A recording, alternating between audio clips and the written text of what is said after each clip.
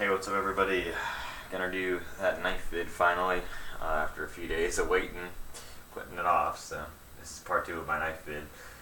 So now I'll show my custom shelf here, which really is not too complicated, but I'll show it off at the end of the vid. So let's get right into it. Also, I'm gonna show a not so knife, but still a blade.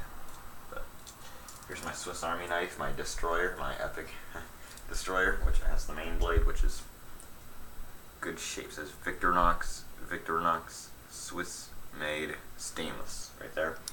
On this side it says Officer Susie, I believe. And yep. So there's some nicks on the blade, and the end of it is bent from prying. Don't pry with these knives because they will bend. And here's the little blade. Toothpick and tweezers are still in excellent shape, barely used. Here's your screwdriver, little flathead. Here's the blade. Bottle opener. I think I mixed them up. Alright. This damn thing doesn't want to put it on. So, there we go. Thank you. There you go. Alright. And here's a knockoff Swiss Army knife, which is, you can tell it's a knockoff just by this. It says on the blade, China, but guess what? Look at how easily that blade bends. And it's loose. Cheap ass toothpick. You'd have better luck giving yourself fucking diseases with that shit. Because it's not a real toothpick. But and here's the, again, cheap ass tweezers, which are already warped from being in there for so long.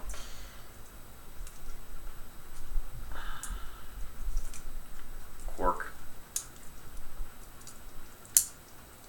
Phillips head screwdriver. This is the most useful part of this knife, is the Phillips head, as far as I'm concerned. Features all sorts of wild shit too. Blade's not in bad shape. This is in good shape, but it's just a shit. Just shit in general. But so there's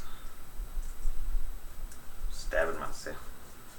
Here's what everything looks like right there. Has a lot more than that other one. Just it's cheaply made. So yeah, not really worth anything because it's cheap ass knockoff, that's still interesting.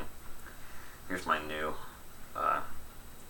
Mauer's Trading Post Ruco blade. Great shape on the blade. No bad nicks in it.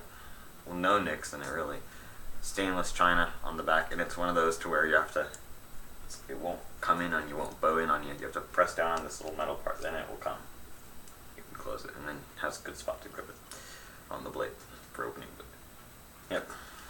So this one's pretty good, and the blade is nice and strong, so that'd be a good cutting knife right there, especially how the blade is designed and that torque on it. So, and here again is my my Camco. It just says Camco USA on there on the blade. On the other side, it says it has a number, which is impossible to read because of the rust and patina, but yep. There's still some rust on it, and the blade is heavily discolored due to it, and there's a lot of patina on the blade. This part's in good shape.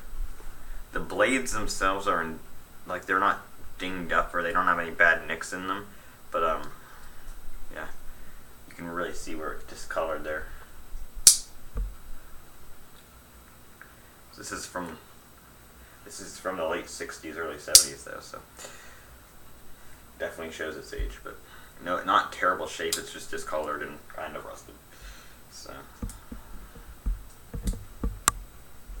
sorry about the camera getting all fucked up.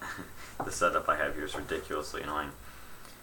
Here's my little pocket knife, which is just like a gas station pocket knife, but it's not cheap in comparison to others. It says stainless china on the blade right there.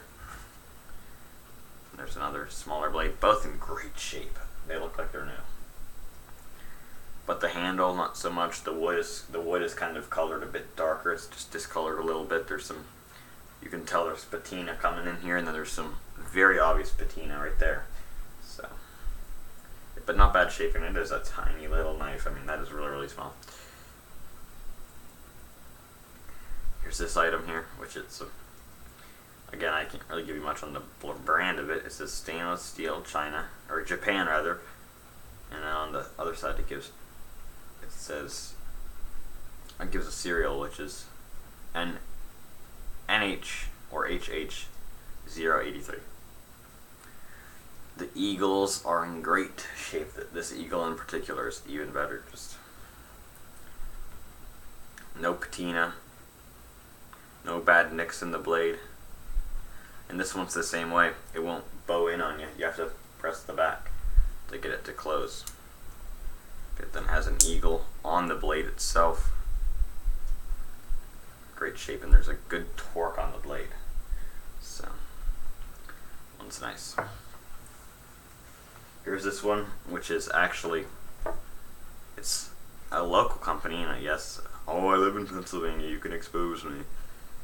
That's a Queen Steel number 39. They made their knives in Titusville. They just literally, like I believe the 10th of January to 2018, they finally are going to shut down their facility. But take a drink, man. This freaking thing is annoying me.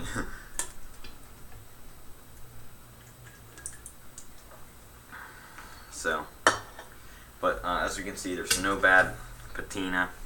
Blade's in great shape. Kind of scratched, like you can tell there's some scratches on it, but no bad nicks in it, no dents, no dings. And this is a hunting knife, because you can obviously tell whenever you get this, it's a skinning blade, but skinning blade's in good shape too. But here's the thing with this knife, is that is a bone. It's a fake bone. It's Winterbottom Delrin, and it's discolored. All of this should look like that bone color, that white. All of it should look like that, but it's discolored due to oils and like just everything like that. So on restoring it, I'm not sure what to do, but as of right now, that's that. It's a big blade too, so just a big knife. But besides that, it's in good shape. So getting next into this little blade here, which it's a cheap ass, and you can see there's the sheath. Cheapest sheath ever. Pure crap, as far as I'm concerned. The sheath is shit, but the blade is not too bad. It's a fake, it's a miniature katana. It has a sharp blade, so it's not like a practice thing or something. It's Budke. They have an online shop which you can go and order these things from. I'm not sure if they still sell this exact one. This one's about probably 15 years old at this point. It's not very old. It's not some crazy old weapon from the Far East or anything. But on the blade it says Budke down there, and then it says on the other side BK622 stainless steel, handcrafted in China. As we can see there, great shape on the blade. No bad nicks in it. Say no bad nicks in it. Just good shape. There's not scratches, no dings, no dents, no nicks, none of it. Just awesome. And the handle's in great shape too. This hasn't worn away, hasn't torn. It's good. It's a well built one too. It's not actually as cheap as you think it'd be. It's really, really well built. And that's a sharp, sharp blade still. Even the tip is sharp. This nice curve is really good. And that handle is awesome. So very cool. It's a cheaper one, but it's cheap. But at the same time, it's also great. It's also great durability wise, but. Yep, so I'm not sure how practical it would be, but, and of course the sheath is total shit, but pretty cool on that, so. Then the sheath here. Flip that, flip that, flip that, flip that. Alright, and then here, just real quick, because I want to end this before 10 minutes this time, to make it quicker to upload. Here's my custom knife shelf, which I have. This one goes down there, this one goes there, and it's just a shelf down there to make it go, and then there's a shelf here, there's a shelf here for smaller knives, and the bigger ones go here.